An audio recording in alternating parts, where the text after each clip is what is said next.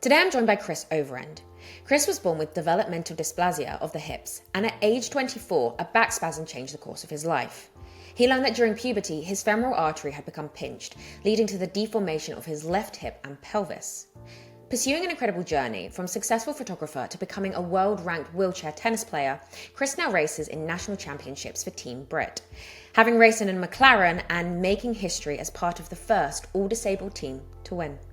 So, join me as we explore the life of Chris Overend and his path to motorsport glory.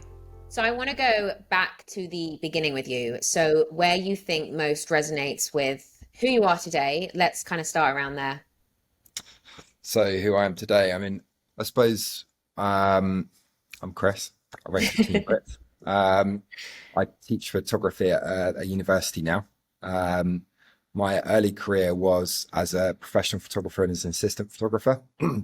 So I used to uh, travel around Europe, do a lot of stuff in London, and I used to set up studio lighting, location lighting. Used to be a camera operator, and we used to shoot politicians, actors, actresses, musicians, all that sort of stuff.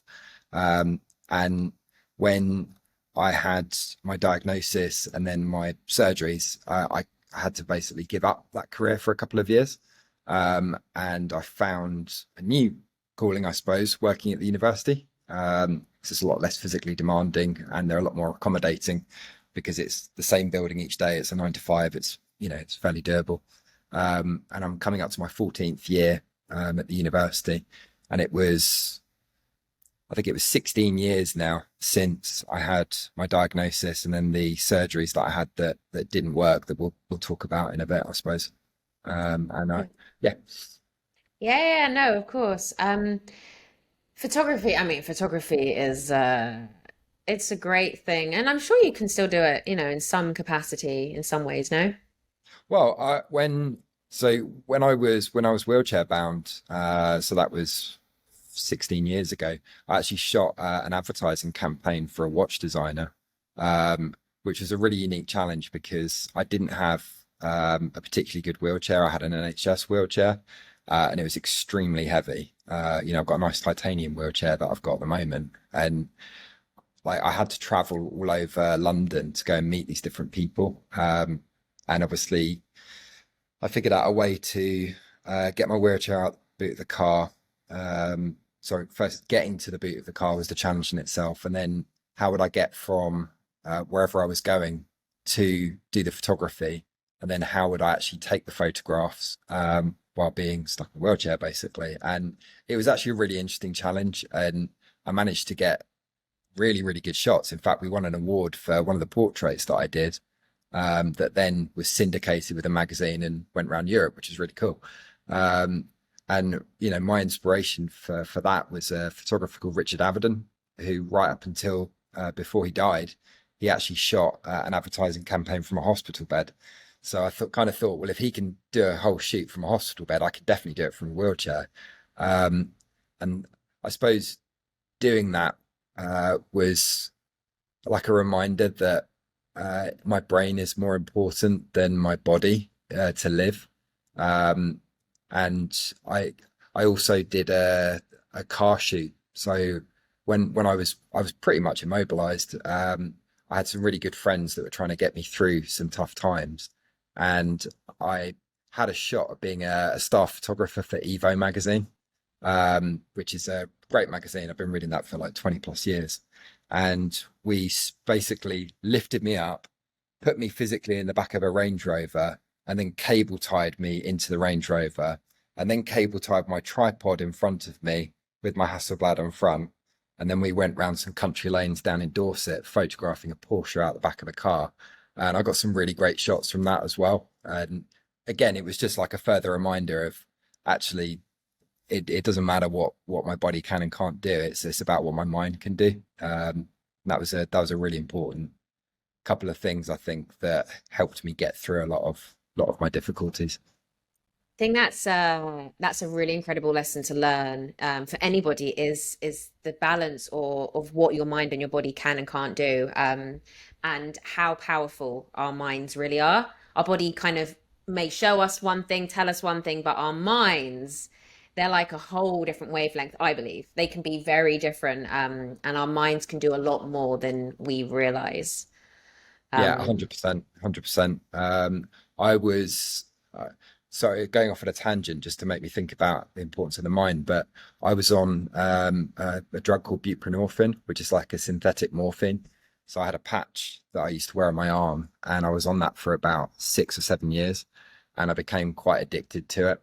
And it was great because I couldn't feel anything, but at the same time, it was bad because essentially became an addict. So I started to get withdrawal symptoms, just like someone, like a heroin addict or something.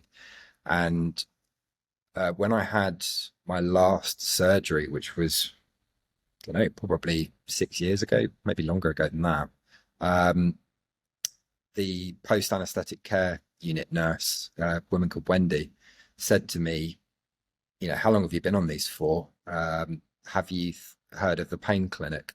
And I was like, hey, what's the pain clinic? And she said, when you go back home, next to your GP, ask them about the pain clinic. So I did, and I got enrolled on it, and it was like Alcoholics Anonymous for people with chronic pain. And you go into a room, with about 6 or 7 other people, and you're in there with a psychologist, a GP, a nurse, a physiotherapist, and you basically go, "Hi, I'm Chris, and I suffer with chronic pain." You know what I mean? Um, uh, and we practiced mindfulness, so we practiced how to acknowledge the pain in your body, and then how to be able to process it. Because it was really interesting, because we learned about how the body processes pain, and when you're in chronic pain, what ends up happening is your body gets a signal that there is something wrong. So it heightens the awareness of your body to pain. So it makes your receptors that much more painful. And then you feel pain again. And then that pain is amplified. And then you end up you're stuck in this loop of feeling a lot of pain, basically. So what we were taught was how to kind of, you know, shake hands with it a little bit and acknowledge it. And it's when you were talking about the mind, that's what came to my mind initially, was that's how I've been able to come off of all of those drugs. And I've mentally, I'm in a much better state now, because the more, the buprenorphine was just doing horrible things to my mind, to be honest with you. Because I was, cocodamol, that's also another not so good drug for your mind as well. Um, and I think now, yes, I don't have a filter on anymore, so I can feel everything, which is not good. But at the same time, being able to feel everything, I've got a much better idea of how to um, how to control my symptoms a bit more, I suppose. So uh, I was chatting to someone a couple of weeks ago about this. Like, for me, I can use my legs, but it's like getting on a bicycle machine. And when you first start going, you have it really light, and it feels like every couple of minutes someone just turns up the strength of the cycling machine until it gets to the point where it becomes impossible to do that anymore. Um, so I find that every day I've got like an internal fuel gauge, and I'm like, okay, how much can I do today? Oh, that's going to be a bit touch and go. And I know when I've done too much, because I'm just in a right state. So for me, a positive mental attitude, it's a really cheesy thing to say, but it has a massive impact on how the body, copes with stuff. we love a bit of cheese. Everyone loves a bit of cheese That's every now me. and I'm then. cheesy, and I've got the cheesy hair. I like the hair. What is it, like platinum? Is it that platinum blonde? No, it's bleached. My wife Oh, did it. okay. We did it. We did it literally before the last race weekend as a bit of fun. Yeah, well, I like it. I like it. It's nice. I like it.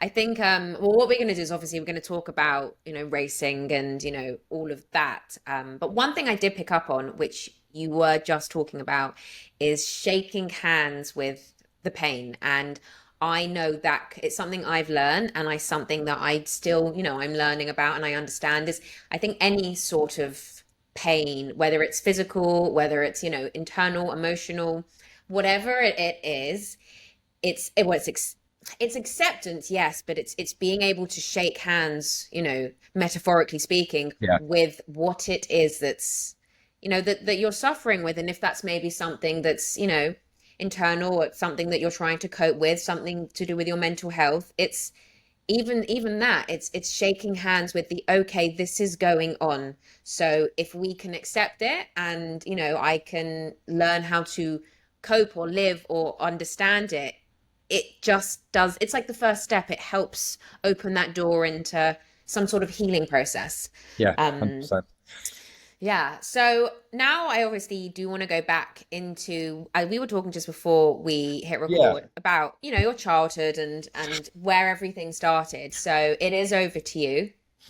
Well, accident prone Chris. That was me growing up. Yeah, I mean, if I go back really, really young, I suppose I had a compound fracture of my radius when I was younger, but that had nothing to do with me being a clumsy sod. That was just an accident at school. Um, so I was saying to you, when I was about 12 years old, that's when my clumsiness started happening. And I was playing at school basically, and I tripped over and I fell backwards onto both my wrists, and I shattered my left wrist and I broke my right wrist. Um, which freak accident, it happens. But a year to the day later, I slipped over and I fell and I broke my left wrist again. And literally a year to the day later, so the school secretary had to phone my mum up, and my mum was like, "What? What do you mean?" um, and then another year later, I was playing tennis and I rolled my ankle over and I fell onto my elbow and I broke my elbow. Which, let me tell you, breaking your elbow is unbelievably painful. I can't tell you how painful that was, actually. Um, and then a couple of years after that, I ruptured my left ankle ligaments, all of them, which I was in a cast for a number of, I think I was in a cast for about 5 months, which is really funny because my mum can't remember it.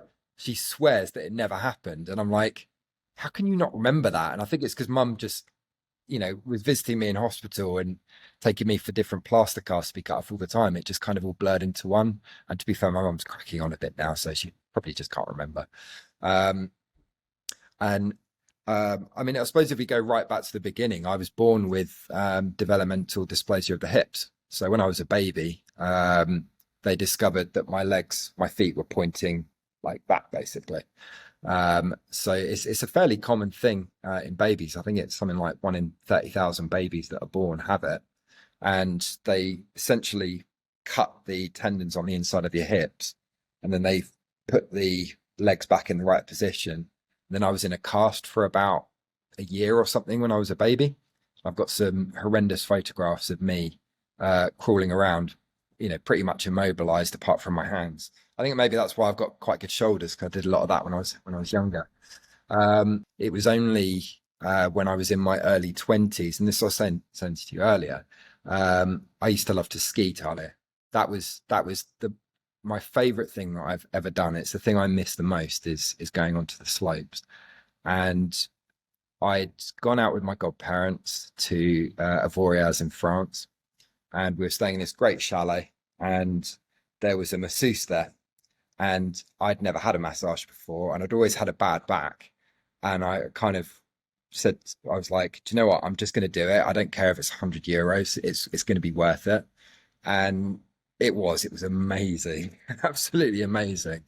But the following day, we skied from Avoriaz into Switzerland. So I don't know if you know Avoriaz and Morzine, but there's 3 mountains that you can go up, and at the bottom of the last one, you end up in a different country altogether. Um, and I chickened out going down the wall, which is this brutal ski run that takes people's lives. And actually, when I think about it now, crikey, I was bloody lucky I didn't do that, because I'm pretty sure I would have hurt myself big time. But we got to the bottom of that, and I bent over to undo a ski boot, and something popped in my back. And unbelievably, we had a chiropractor on holiday with us, who then proceeded to give me emergency treatment on top of a bench in an après ski bar with about 100 people all around me. So there's like 20-year-old me with like this 50-year-old woman basically straddling me. It was quite a picture. And then we tried to figure out how to get me back to back to the hotel basically. And I think I stayed at this après ski bar for about 4 or 5 hours, basically lying down flat to try and see if it would get better. And we ended up nursing me back to the hotel, and that was the last time I ever skied. Sat out the rest of the holiday. Um, and when I went back to the UK, Julie, her name was, she said, let me put you in touch with my friend, she's a chiropractor. They're in Wimbledon. I really want you to go and see them because you've definitely got some back problems. So I did. I saw the chiropractor for 6 months, spent a fortune on appointments. And then one day the chiropractor said to me, I can't help you anymore. I've tried resetting things for you, and every week you come back and you're in the same position. I think there's something going on with your hips. So she said, go to the orthopedic center and see this person. So Dad and I went to our hospital, and we were referred to the elective orthopedic center in Epsom. And the surgeon did a load of x-rays on me and said, right, come in, you better sit down. And he showed me an x-ray of my hips. And what he reckoned had happened is during puberty, my femoral artery had got pinched somewhat. So my left femur didn't develop fully. And the rather than it being a nice ball, it's more of a stump, and it had grown, rotated 90 degrees. But also on top of that, my sockets are really shallow. So instead of having like a nice normal socket, I've got these really, really ultra shallow sockets. And he basically said to me, like, Chris, you need to be very, very careful now because, your hips are a ticking time bomb. Those are the words he said to me, basically. So he said, right there and then, no more impact sports, no running, no jumping. You just need to be very careful going forward. And like I said to you earlier, Talia, I totally ignored him, and I carried on doing all of the things that I love to do. I didn't do skiing anymore, but it didn't stop me going and playing racquetball. It didn't stop me hitting a tennis racket. I didn't run because I was never that big into running. I always used to find running quite a difficult thing to do. But I still love playing basketball, so I'd go and shoot hoops with my mates every now and then. And while this was going on, I was a freelance photographer. So I remember really vividly one morning walking to Northampton Station in Kingston, and we were going to photograph Gordon Ramsay at, I can't remember what it was, some hotel or something, and I was quite excited about going. And I remember it was just like, it was an awful feeling, but I went to take a step and my hip I felt it like almost pop out. And I had to reset it in the street.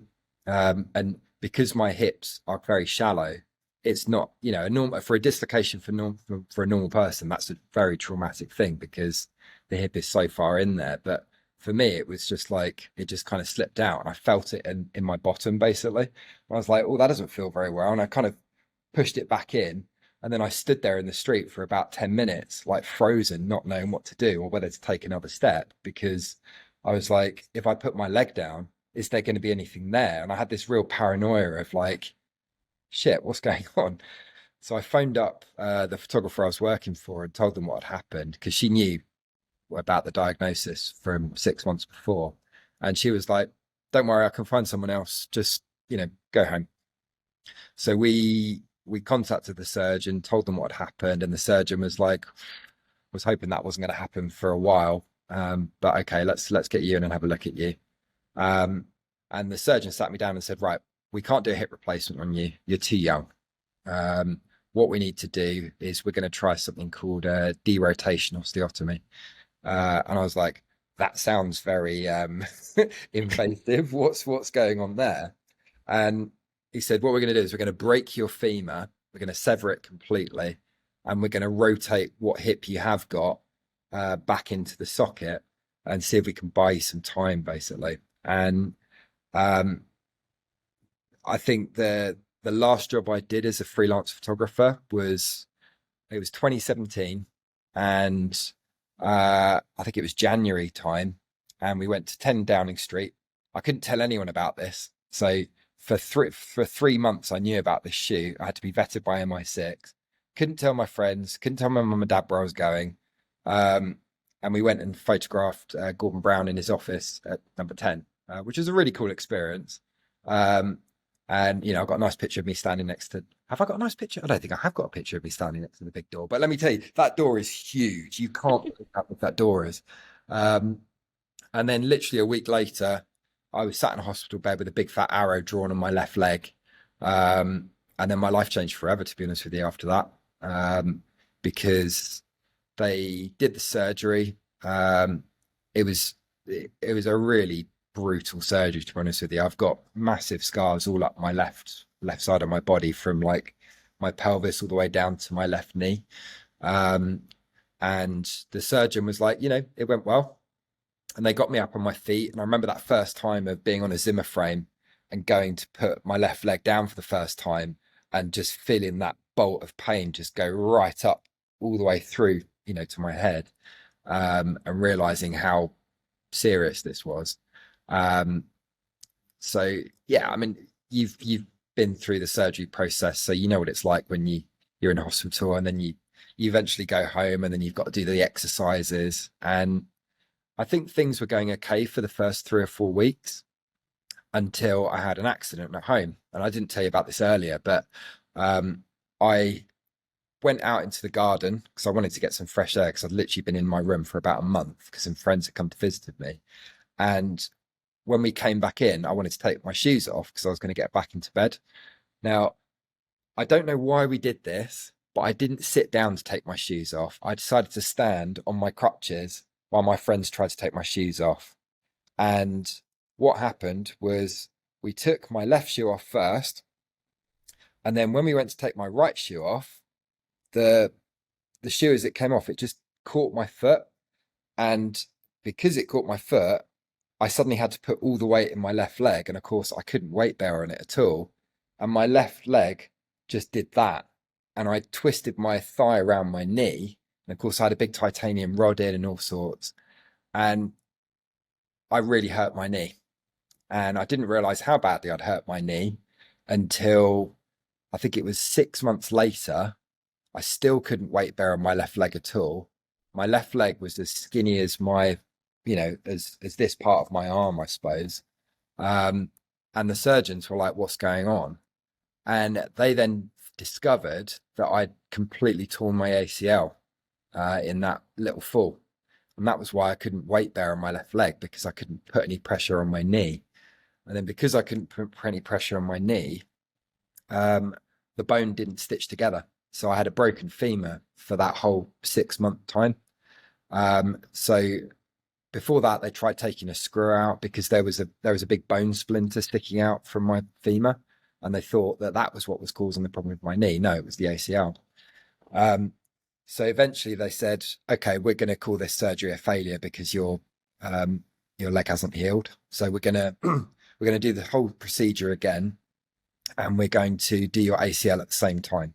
So 2 for 1. So I was like, great. So how long do I have to wait for that? Oh, I don't know. 6 months later. So we're now a year after the first surgery. So that's a year of being back at home with mum and dad after having moved out for a long time. A year of being stuck in bed, occasionally going out. I lost about 3 or 4 stone from where I am now. And I remember seeing a photograph of myself that a friend took, and I literally didn't recognize myself. I literally looked like an 80-year-old man, and it made me burst into tears because I was like, what the hell has happened to me? I literally looked like I was going to die.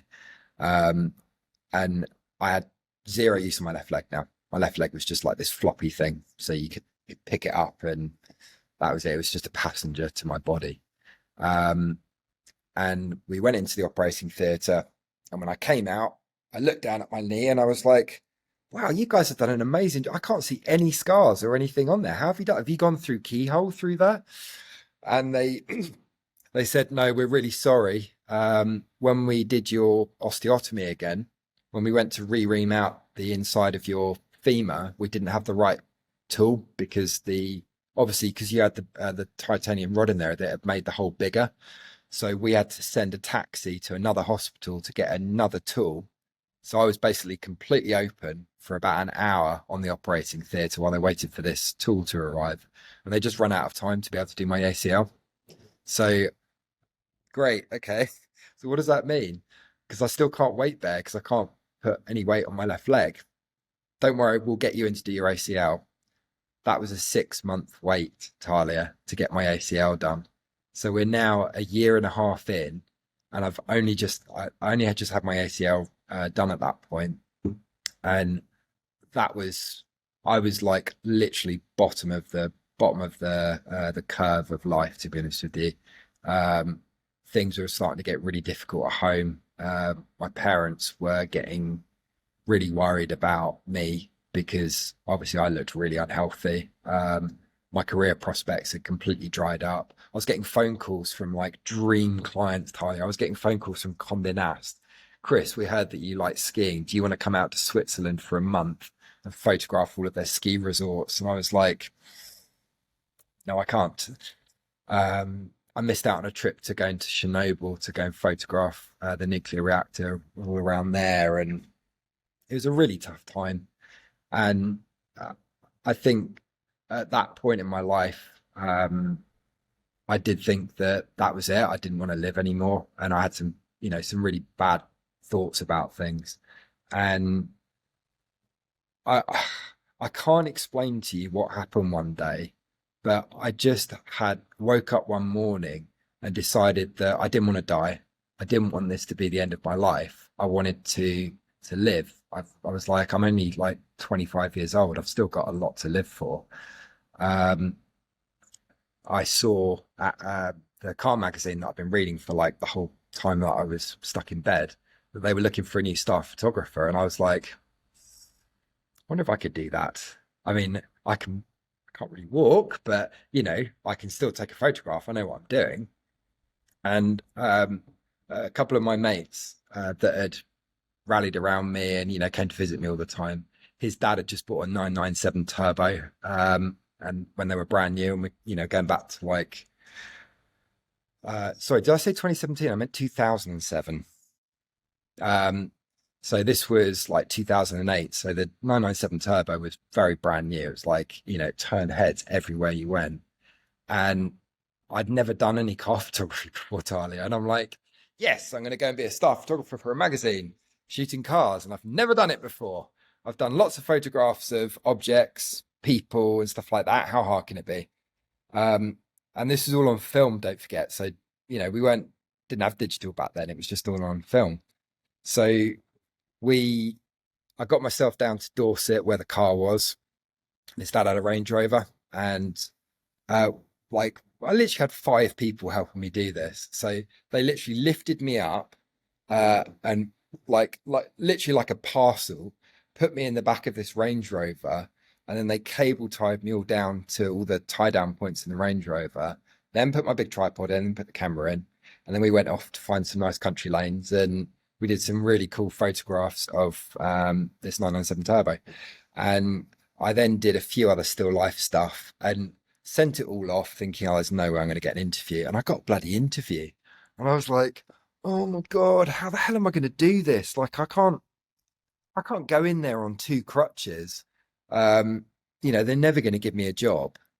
And I remember driving up there being really excited. I had a Jag at this point, by the way, Talia. I bought a V8 automatic Jag because I couldn't drive a manual anymore, but I figured out that I still use my right leg, so I can just do throttle and brake with that. I spent ages polishing it. Like, I'm going to go out there and make a really good impression.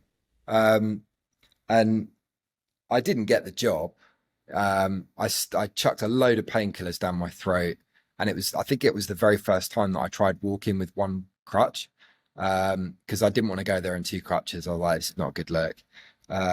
Which in hindsight, who cares? I should have just done it. But I went in there and just tried to, massively downplay how serious what I was going through was. And I had a really nice chat with the editor, and, he liked my photography, and he asked me a few questions about some of the stuff I'd shot. And I think I just made a bit of a fool of myself, but it's what it is. But I think going through that process of getting that job interview, and then I said to you earlier as well, I also shot an advertising campaign for a watch designer, and this was when I was wheelchair bound. I think doing those 2 things like made me realize that this isn't the end. I've got a mind. I've got skills that I can use. I don't need my lower half of my body to be able to survive. I can carry on doing things. And that was kind of a nice feeling because I'd always felt like an underdog growing up, that I was never good enough to do stuff. Um, and then a friend of a friend basically said, the university I work at is looking for someone to look after the photography studios and teach people how to use cameras and lighting safely. And I was like, Christ, education. I can't be a teacher. Like, who would come and listen to me teach stuff? But I was kind of like, no, let's give it a shot. And I threw everything into this. Like, I spent ages like mentally preparing myself for the interview, and um, I had every base covered for the job interview basically, and I got it. Um, a funny thing happened, Talia, when I was in Southampton. I noticed that my neighbour had an Aston Martin, and he had a copy of Evo magazine, and we lived in this fantastic beach house at the time. And we just got chatting to him one day, and then we went for a beer, and then we met up again for another beer. And then one day he said, "Have you ever been to the 24 Hour of Le Mans, Chris?" I was like, "No, but I've been trying to get my dad to go to Le Mans since I was like, I don't know, 10 years old, when we were watching like the Rothmans Porsches go around the track, and he never wanted to do it." So I was like, "Sign me up." And then that basically started me going to Le Mans 10 years on the trot. I think the first year we went was 2010, and then the last year I went was 2019, which is 10 years, but it doesn't work out that way if you do the maths. And that's kind of where the motorsport buzz started to come back for me a little bit. Like I'll never forget being near the circuit and hearing the cars going around the track for the first time. Because back in 2010, Talia, there were V10s, there were V12s, there were V8s, there were V6s, there were turbocharged, naturally aspirated, supercharged cars. And it was like this orchestra of noise going round, and it gave me such a buzz. And it was really difficult getting around Le Mans, let me tell you. But where we were staying was a campsite inside Tetra Rouge. And inside Tetra Rouge, I think it was, I don't know, I think I'd say it was probably about 60 meters from where my tent was to where the trackside was. And it was just, I couldn't tell you how perfect it was, because I couldn't walk very far, but I didn't need to, because I could just go over to the campsite, back to the track, and vice versa. And yeah, that was those three things, I think, Talia, like getting the job interview, then getting the job, and then doing Le Mans, I think were three really important things that saved my life, because I've picked up a new social circle of people that were into motorsport that I'd never been able to do before. I felt like I had purpose in life again, because I realized that the stuff that I'd done in photography was actually quite extensive, and I've been able to share a lot of experience with a lot of young people. And I think it was what, about 4 years ago? No, it was longer than ago. That was 5 years ago, that I discovered wheelchair tennis. It turned out that the person that was running it was one of their Team GB coaches. And he said to me, "How interested are you in pursuing this further? Like, would you like to do it competitively?" And I'm like, I've literally just started this after not playing tennis for 10 years. I don't own a tennis wheelchair. What the hell do you mean? And like literally 2 days later, I got an email from Team GB saying, "Do you want to join the wheelchair development squad for a year? Here's a place where you can get a wheelchair. We look forward to seeing you in January." And I was like, Christ. So I had some money saved up. I went to a charity trust called the Dan Maskell Trust, and they help people get tennis wheelchairs and get you into tennis. And I went and did this development year, and I competed in lots of national tournaments. I lost every single one of them. But I had a fantastic time doing it. And I met a lot of other people that have gone through similar life stories. I met a lot of people that made me realize how lucky I am, because paralysis is such a difficult thing to overcome.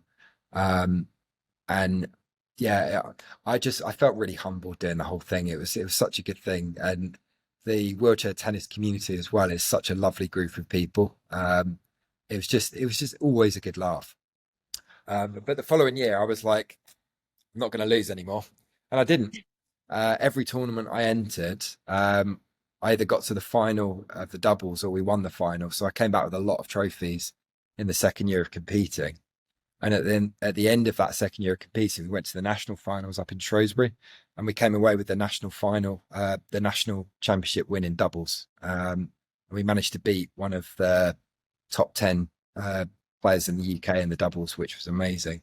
And I finally got to go home and give my mum and dad a national trophy to go alongside their national trophies. And that was a really, really awesome thing. And I think I trained really hard after that year because I was like, maybe I can go up into ITF because I'd done a few ITFs, but I didn't do very well. And I was determined that I was going to make my world ranking better and I was going to really make this a professional career. And I came back at the start of that season, like unbelievably fit, like really lean, really like focused to do well. And we got to the final of our first tournament and we bloody lost. We lost to the people that we beat in the national championship. So it was obviously a bit of revenge on their half. Um, and then 3 weeks later, COVID happened. This is such a long story, but this is how I got into Team BRIT. Because I wanted to have a go at sim racing because I hadn't done that for 10 years, 12 years or something. And I said to my wife, I was like, can I spend a bit of money and get a simulator?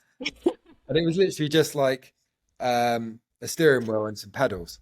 And I got it and it was great, but I really struggled. Like I could do the throttle, no problem. But when it came to the braking, I was getting a huge amount of pain in my hips trying to brake. So I had hand controls in my car at the time. So I had like a Jeff Gosling push pull. And I started to go onto the internet to go, is there such a thing as hand controls for sim racing? Is there adaptions that you can get for it? And just through sheer coincidence, I saw on a Google image search a picture of my sim racing wheel with hand controls and it said Team BRIT on the front of it.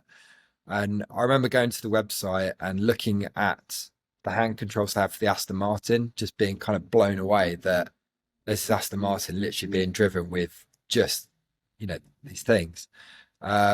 So I phoned them up. I'm not really that shy a person anymore. So typing an email and going, oh, I'm interested. I just phoned up the workshop and ended up speaking to Al, the lead engineer of Team BRIT, and told him what I wanted. And he was like, come on down.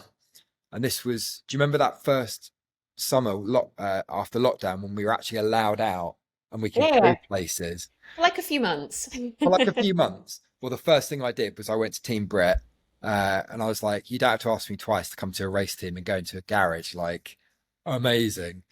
Um, and I went in there and the Aston Martin was up on its ramps, wheels all off. And, there was that amazing smell that you have in a proper race garage of like the oils, the fuel, the tires, and it just it just made my senses go overload basically. And Al chucked me on the hand control simulator they've got in the workshop, and he said, "Right, let's have a look at your wheel."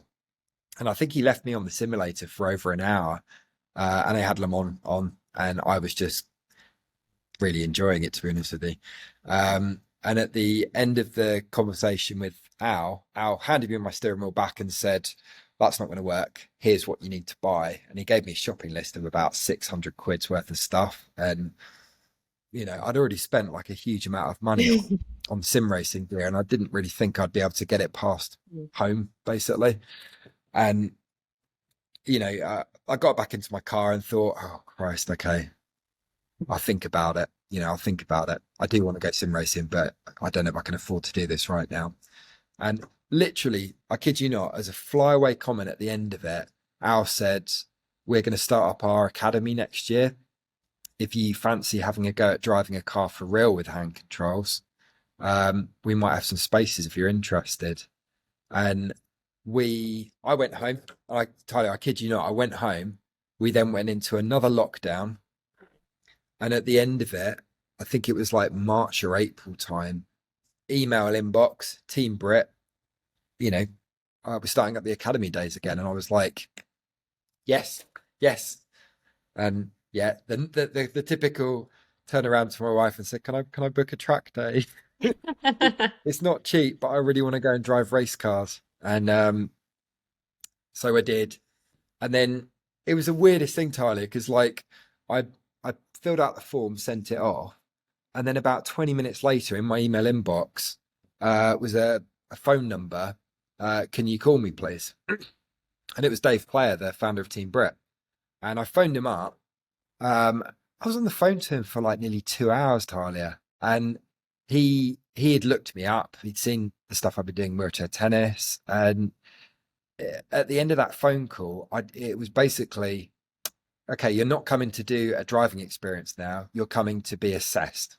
We're going to assess you to see if you've got any potential to do this further, and if you do, have you thought about doing racing driving? And I was like, no, but sign me up. That's like childhood dreams come true.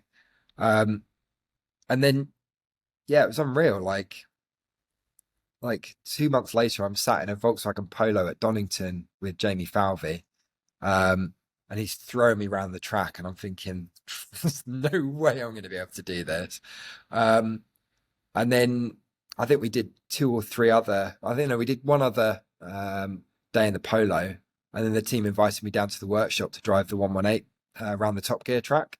And that was like another bucket list thing ticked off there, driven a race car around the Top Gear track, which is, do you hear that's going to get knocked down, by the way? I didn't hear that, no. I still love Top Gear. Oh, me too, the original one. And then at the end of that, they said, do you want to be a rookie for Team BRIT? And then, yeah, October, I was in a race car doing my first race at Donington with Luke, and we came third, got on the podium in our first race, which is amazing.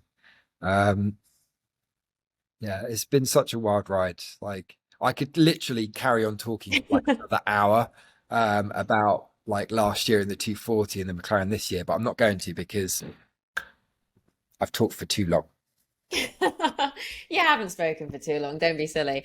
What is so fascinating about your entire story from start to end? Well, where we are now at least.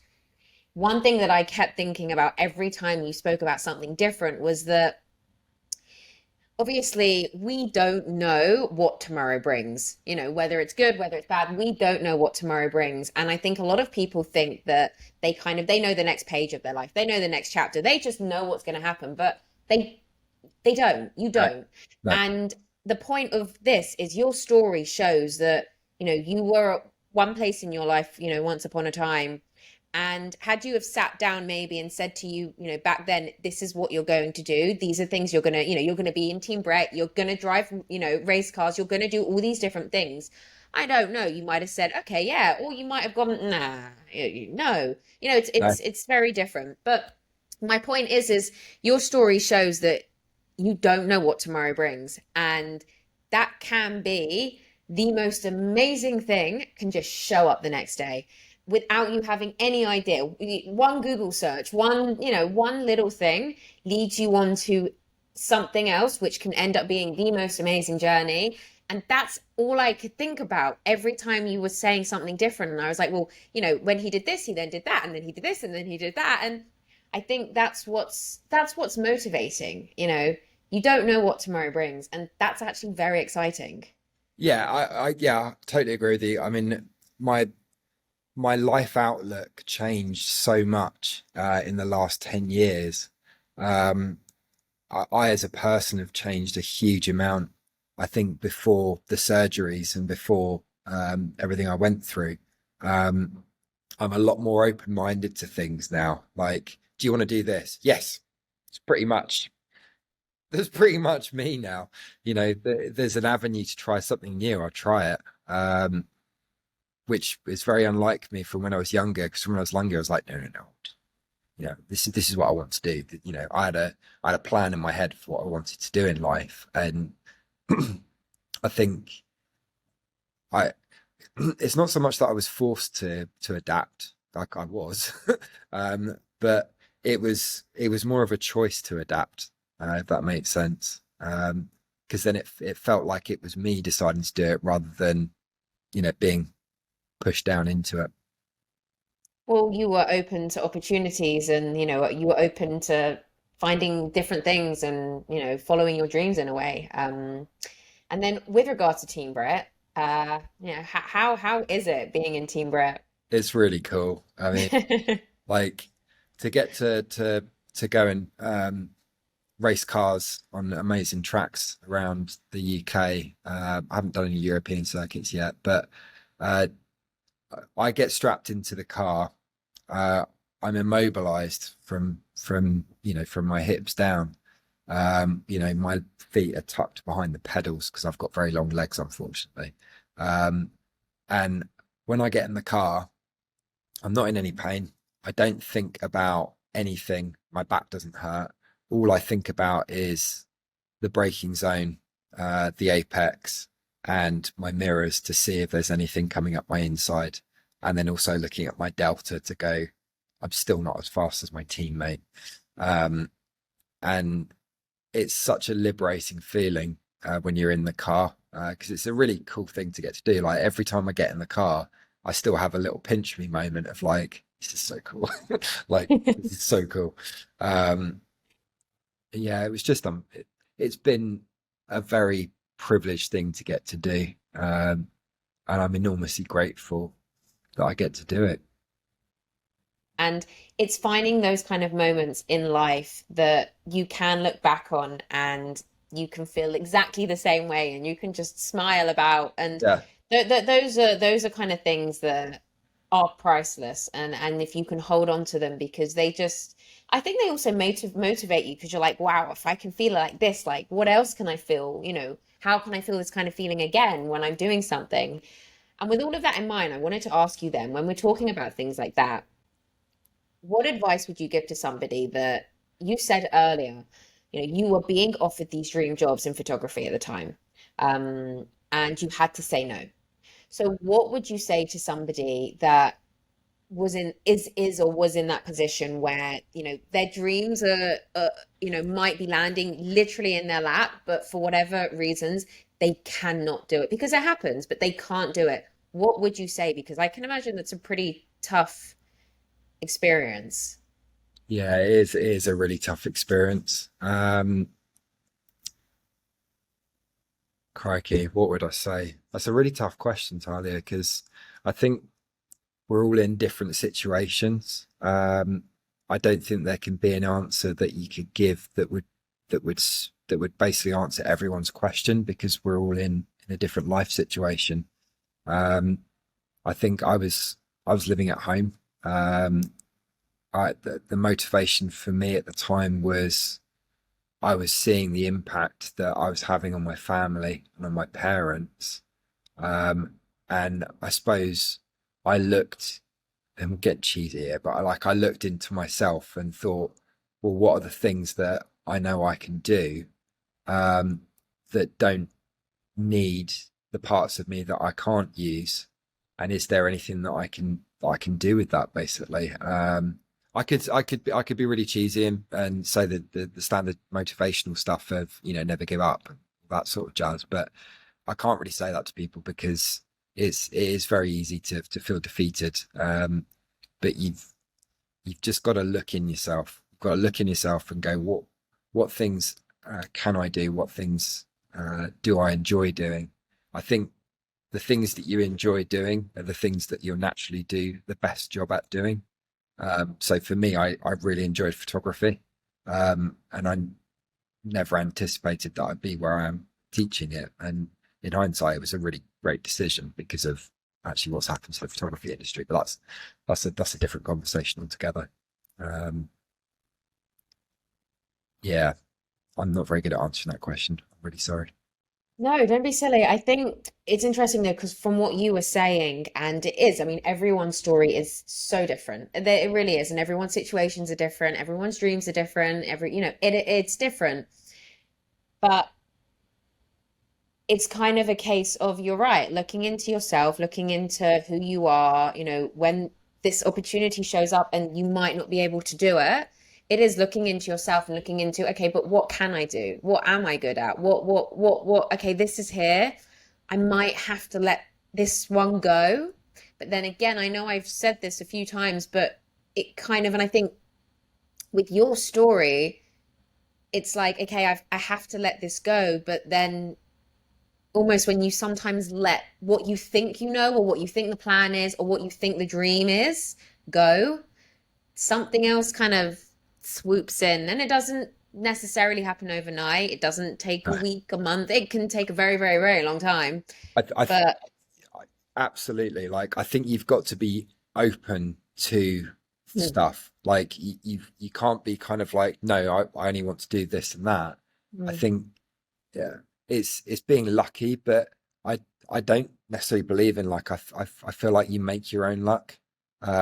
You need to have that outlook of there is something out there, and you've just got to be perceptive enough to be able to see the opportunity.